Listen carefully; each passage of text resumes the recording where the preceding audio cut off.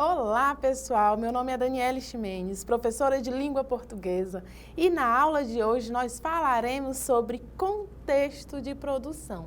Que contexto de produção é esse, professora? Do que a senhora está falando?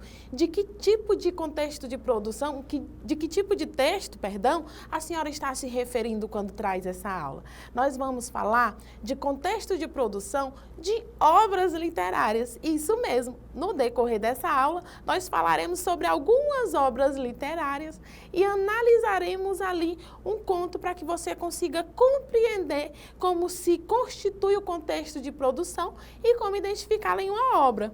Vamos lá? Acompanhe aí comigo na tela.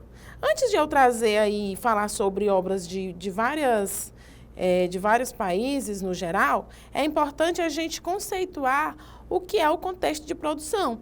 Então, quando a gente fala de contexto de produção, é um conjunto de fatores históricos, tá certo? Esses fatores históricos, eles são acompanhados de fatores sociais, culturais e ideológicos que influenciam a criação de uma obra literária. O que isso significa dizer? Que quando nós falamos da produção de uma obra literária, é importante que a gente compreenda em que momento histórico ela foi produzida. Em que perspectiva o autor apresenta? Qual é o ponto de vista dele sobre determinada temática? A que escola literária ele se vincula? O que ele pretende trazer ali naquela obra? E tudo isso é importante porque quando a gente analisa obras diferentes, de países diferentes, autores diferentes, com a mesma temática, por exemplo, nós percebemos essas diferenças ideológicas, observamos as diferenças acerca de cultura. No entanto, obviamente, alguns temas, eles são universais e serão retratados nessas obras de maneira geral, tá certo? A outra característica aí que eu tenho é que o contexto de produção, ele inclui o tempo, o espaço, o autor, obviamente, isso aqui é muito importante, e os movimentos estéticos e diálogos intertextuais. Como assim, professora? Tudo bem que a senhora falou aí no início de autor, a senhora falou aí dessa questão do tempo, do espaço. E esse diálogo intertextual? É que, na maioria das vezes, pessoal, as literaturas conversam, quer dizer, a literatura brasileira conversa com a literatura portuguesa, ou vice-versa não. Eu acredito que a literatura brasileira, ela recorre à literatura portuguesa para a construção da sua própria literatura. Isso porque nós temos aí uma justificativa histórica. O Brasil foi colônia de Portugal. Então, tem toda essa influência de imposição linguística, de imposição literária e, obviamente, a gente tem uma característica de que os autores, eles recorrem à literatura portuguesa para a construção das obras, tá certo? E aí, eu tenho os elementos aí do contexto que já foram mencionados. Então, aqui, quando eu falo do autor, eu levo em consideração a questão da visão e intenções. Já a época, eventos históricos relevantes, quer dizer, o que está acontecendo no país, no local em que aquela obra foi escrita, no momento em que foi escrita, tá certo? E aí as influências culturais aí e sociais aí de como a sociedade se organiza, aí a gente chama de influências sociais, tá certo, pessoal? Agora eu trouxe para vocês, volta aqui, conceituamos, perfeito? Eu falei aqui de várias literaturas, que esse contexto é importante e relevante para a composição, independentemente de onde essa obra foi escrita, mas que é importante eu compreender esse contexto para entender como ela vai se organizar. Isso do ponto de vista, pessoal, da crítica literária. Obviamente que quando nós falamos da leitura de uma determinada obra, nós levamos em consideração ali a questão como eu poderia dizer, do usufruir da função principal da literatura, que é despertar um sentimento, uma emoção. Mas você, enquanto estudante, na aula de língua portuguesa, e quando nós falamos do estudo da literatura, nós falamos de crítica, de análise literária. É importante que você perceba. Olha só o que eu tenho aí. Na literatura brasileira, eu trouxe a obra Memórias Póstumas de Brás Cubas, que ela reflete aí quando a gente fala da literatura brasileira, essa obra ela reflete ali o realismo. Então, quando nós falamos também de momentos históricos e culturais, nós temos as famosas escolas e manifestações literárias brasileiras, que vão do colonialismo, ao contemporâneo, quer dizer, do início ali do descobrimento do Brasil até os dias atuais, tá certo? E aí, essa obra Memórias Póstumas de Brás Cubas, ela é importante quando a gente fala da crítica à sociedade aí do século XIX, tá certo? E aí é como a sociedade brasileira se compõe, se organiza, tá? A outra que eu trouxe foi a literatura portuguesa. E essa obra, Os Lusíadas, de Luís de Camões, ela é muito importante no sentido que ela narra ali as grandes navegações, quer dizer, eu tenho um momento histórico ali que é possível perceber através da narrativa. Então, eu tenho aqui uma carga de herança europeia e transformações históricas, tá? Então, aí eu tenho nos Lusíadas, os Lusíadas aí, pessoal, eu tenho aí uma característica da expansão marítima e o épico renascentista, tá certo? Já eu trouxe aqui, olha só que a professora trouxe um livro que vocês vão amar ler. Eu digo com propriedade, esse eu já li e gostei muito. Pessoal, O Crime do Padre Amaro, que aparece aí na tela para vocês, é do Eça de Queiroz. Teve adaptação aí para o cinema, levando em consideração toda a importância e todo o enredo. Por que eu trouxe essa obra para vocês? Para mostrar, se por um lado eu tenho lá Capitu, o Bentinho, a história de Dom Casmurro, que tem toda aquela relevância para a literatura brasileira, aqui em Portugal, ou lá em Portugal, nós temos aí O Crime do Padre Amaro, que faz uma crítica muito dura ali à organização social, quer dizer, a questão da hipocrisia. Então, quando se fala O Crime do Padre Amaro, no que você pensa? Qual crime o Padre Amaro cometeu? Eu diria que essa é uma literatura e uma leitura extremamente importante para a sua formação enquanto leitor. E não custa nada dar uma revisitada ou visitar inicialmente, viu? Porque quando nós falamos de literatura brasileira e literatura portuguesa, é importante a gente traçar esse paralelo para compreender como se organiza, tá certo? Eu trouxe em seguida a literatura indígena, que é pouco falada. Então, quando nós falamos da literatura indígena, nós temos aqui a transmissão de cosmovisões ancestrais. Então, eu tenho a presença da oralidade, da resistência cultural e também da espiritualidade. O que a gente vai observar é que a literatura indígena ela tem uma certa aproximação com a literatura ali do moçambicano Mia Couto. Por quê? Porque ele traz ali a questão da ancestralidade, a questão da oralidade, que pertence a essa formação, tá certo? E aí, como escritora das literaturas indígenas, eu tenho aí a Eliane Potiguara, tá? E o escritor Daniel Munduruku, tá? Ele tem aí, a Eliane escreveu A Cura da Terra, a gente observa aí toda uma ilustração que retrata muito bem essas características que eu tratei aí da oralidade, resistência cultural e espiritualidade, tá? Na literatura africana, eita, que a professora hoje, ela fala sempre de literatura brasileira, ela já trouxe aí uma literatura indígena, agora uma literatura africana, isso mesmo. Gente, esse escritor, ele é fenomenal, ele aparece aí na tela para vocês, é o Mia Couto. Então, aqui nós temos uma literatura que é marcada, obviamente, pelo pós-colonialismo, mas que preserva aí a questão da identidade e da ancestralidade. Por que eu estou falando para vocês do Mia Couto? Porque a senhora traz, professora, esse escritor? É que na construção linguística ali, na composição textual, o Mia Couto, ele é maravilhoso. Inclusive, ele trabalha alguns provérbios ali que são características ali do Moçambique. Então, a gente percebe ali na construção esse elemento da oralidade, essa questão da tradição, do ancestral, do que vem antes, tá certo? Então, se você quiser, faz a leitura, porque ela é maravilhosa. Inclusive, o livro que aparece aí para vocês na tela, O Fio das Miçangas, é muito legal, tá? Depois deem uma olhada, porque ele é muito carregado no sentido de importância literária.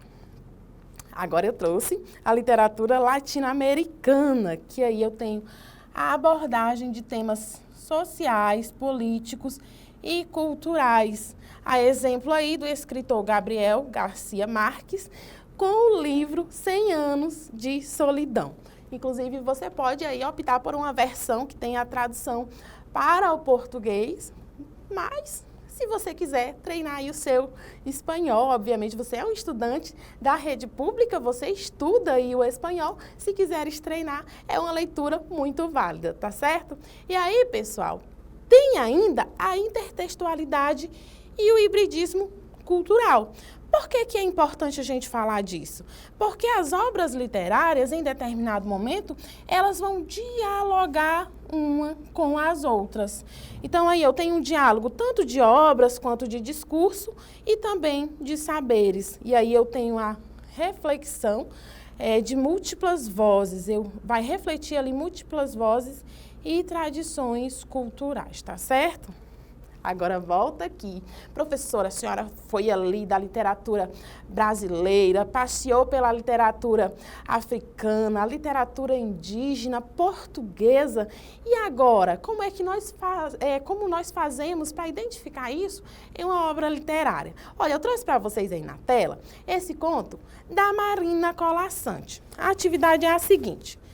Faça a leitura do mini-conto a seguir e identifique, a partir da leitura e informações da autora, o contexto de produção e críticas presentes na produção, tá certo? Então, vamos fazer assim. Primeiro, nós faremos a leitura e depois eu vou mostrar para vocês algumas características linguísticas que compõem e eu consigo identificar o contexto de produção dessa obra. Diz assim: para que ninguém a quisesse, Marina Colasanti. Porque os homens olhavam demais para a sua mulher, mandou que descesse a bainha dos vestidos e parasse de se pintar. Apesar disso, sua beleza chamava a atenção e ele foi obrigado a exigir que eliminasse os decotes, jogasse fora os sapatos de saltos altos, dos armários tirou as roupas de seda, das gavetas tirou todas as joias e vendo que, ainda assim, ou outro olhar viril se acendia à passagem dela, pegou a tesoura e tosquiou-lhe, os longos cabelos. Agora podia viver descansado. Ninguém a olhava duas vezes. Homem nenhum se interessava por ela. Esquiva como um gato, não mais atravessava praças e evitava sair. Tão esquiva se fez que ele foi deixando de ocupar-se dela, permitindo que fluísse em silêncio pelos cômodos, mimetizada com os móveis e as sombras.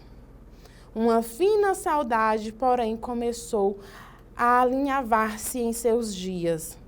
Não saudade da mulher, mas do desejo inflamado que tivera por ela. Então, lhe trouxe um batom. No outro dia, um corte de seda. À noite, tirou do bolso uma rosa de cetim para enfeitar-lhe o que restava dos cabelos. Mas ela tinha desaprendido a gostar dessas coisas. Nem pensava mais em lhe agradar. Largou o tecido numa gaveta, esqueceu o batom e continuou andando pela casa de vestido de chita, enquanto a rosa desbotava sobre a cômoda. E aí, pessoal, gostaram da leitura? Esse é um conto, ou um mini-conto aí, que ele é muito... dependendo do leitor, de quem lê, de quem faz a leitura ali, ele pode despertar diversos sentimentos. O que é que nós observamos aqui? Primeiro, antes de saber quem é Marina Colasanti, nós não percebemos aqui uma certa violência que essa mulher sofreu? Eu não consigo observar, nesse contexto de produção aqui, uma crítica social de como a sociedade está organizada acerca dessa realização, dessa permanência de violência? Que marcas linguísticas eu consigo identificar nesse texto? Vamos só olhar esse último trecho aí, ó. Mas ela tinha desaprendido a gostar dessas coisas. E aí, observa aqui, ó. Largou o tecido numa gaveta, esqueceu o batom. Então, observa que ela se abandona. E se eu volto lá em trechos anteriores, eu observo aqui um retorno de saudade, características aqui que eu posso analisar a personalidade desse personagem, de maneira que eu observo os traços aí de violência que ele cometeu, para manter ali o ego, a forma como ele pensava, tá certo? E lá no início eu consigo também observar outras características. Qual característica, professora? Ela faz ali uma comparação de dizer que ela é esquiva como um gato. Observa, como se compara uma pessoa como um gato? Qual é essa característica? Olha aí no segundo parágrafo, diz assim: e ele, tão esquiva se fez, que ele foi deixando de ocupar-se dela, permitindo que fluísse em silêncio pelos cômodos. Olha só, que palavra é essa, ó? Permitindo. Então, observa que aqui eu tenho uma caracterização desse contexto histórico. Mas, professora, como a senhora chegou a essa análise? Vamos ver? Eu trouxe aí para vocês, na tela, a característica, ou um pouco da vida, da Marina Colasanti, que ela é uma importantíssima autora brasileira, e ela nasce em 1937 e morreu em 2025, aos 87 anos. Então, ela tem uma longa bagagem aí de produção literária, tá? Então, ela escreveu contos, ensaios, poemas e crônicas. Uma das características das obras dela é a presença de sempre protagonistas femininas. Então, tem um realismo fantástico aqui, justamente para fazer essas críticas sociais e, principalmente, uma alusão aos contos de fada, tá? Eu não sei se vocês já observaram nos contos modernos, em que a mulher sai daquela posição de ser salva por alguém e ela mesmo sai da torre. Eu te, assim, indico uma leitura maravilhosa, que hoje eu estou nessa característica de indicar. Tem um livro que se chama A Moça Tecelã, é um conto também.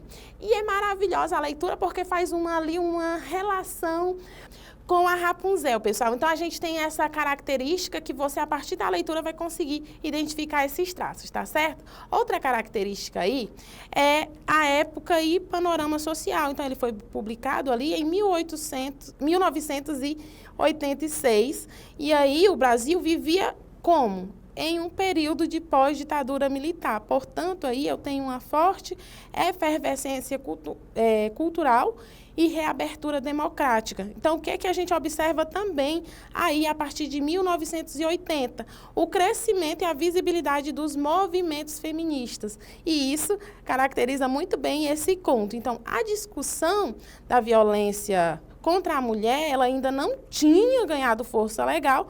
No entanto, a gente sabe do papel aí da literatura nessa questão da sensibilização e da denúncia, tá certo, pessoal? Então, quando nós falamos aí de literatura e de análise de um conto, isso aqui foi só um tira-gosto para que você compreenda como se organiza, tá certo? E ao longo dessa aula, nós vimos aí, olha na tela, que o estudo do contexto de produção permite compreender o sentido da obra ao evidenciar suas intenções, posicionamentos críticos e inserções no panorama histórico literário, tá? Então, a ausência dessa análise, ela pode levar a interpretações fragmentadas e não completas, tá certo?